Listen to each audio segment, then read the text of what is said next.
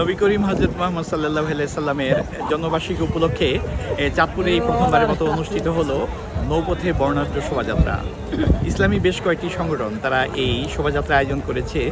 তারা বলেছেন যে এর আগে কিন্তু সড়কপথে কিংবা স্থলভাগে এইরকম উৎসব হয়ে থাকলেও এই প্রথম তারা এই আয়োজনটি করছেন এবং সারা বাংলাদেশে মূলত আজ দাওয়াত ইসলামী বাংলাদেশের আয়োজনে এই আয়োজনটি হচ্ছে এবং এতে কিন্তু চাঁদপুরের প্রায় 10টি দরবার শরীফের যারা ভক্ত আছেন তারা অংশ নিয়েছেন। সেই আলোকে মূলত তারা এই ব্যতিক্রমী আয়োজনটি করেছেন এবং তাদের কথা হলো যে পৃথিবীর স্থলভাগ, জলভাগ, আকাশ যতটুকু আছে পুরো ব্রহ্মাণ্ড কিন্তু মহান আল্লাহ তাআলার সৃষ্টি করা। সেই সৃষ্টির যে জীব হিসেবে অর্থাৎ আশরাফুল মাখলুকাত, সৃষ্টির সেরা জীব হিসেবে মানুষ কিন্তু সেখানে শুকরিয়া আদায় করার জন্য মূলত এইভাবে এই আয়োজনটি করেছে এবং এখানে যারা অংশ নিয়েছেন তারা বেশ উৎফুল্ল এবং এই আয়োজন সম্পর্কে তারা তাদের মতো করে অর্থাৎ ইসলাম ধর্মের যে বিষয়গুলো আছে তারা সেটির ব্যাখ্যা দিয়েছেন এবং সেই ব্যাখ্যা দিতে গিয়ে তারা বলেছেন যে আসলে এই প্রথমবারের মতো যে আয়োজনটি চালু হতে যাচ্ছে এটি আগামী দিনও এক যুগে চলমান থাকবে। আল্লাহ সুবহানাহু ওয়া তাআলা বলেছেন ওমা আরসালনাকা ইল্লা রাহমাতাল লিল আলামিন।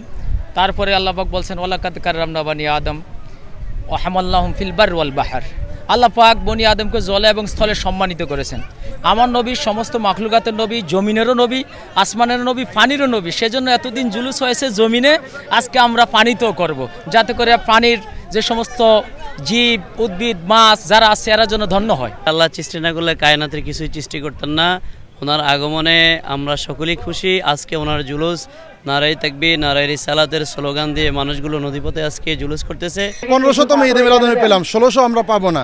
তো এটা যেহেতু আমরা 1600তম ঈদে মিলাদুন্নবী সাল্লাল্লাহু আলাইহি ওয়াসাল্লাম পেলাম, আমার নবীর শুভ আগমন 1500তম, তো সেজন্য আলহামদুলিল্লাহ আমরা খুবই আনন্দিত, খুবই খুশি। আর এটা নিয়ে আলহামদুলিল্লাহ আমরা এখানে এত আয়োজন। আজকে আমাদের কর্মসূচি সারা বাংলাদেশে দাওয়াত ইসলামের এত প্রতিষ্ঠান আছে, প্রত্যেকটা প্রতিষ্ঠান ছাত্ররা নদীপথে জুলুস করবে।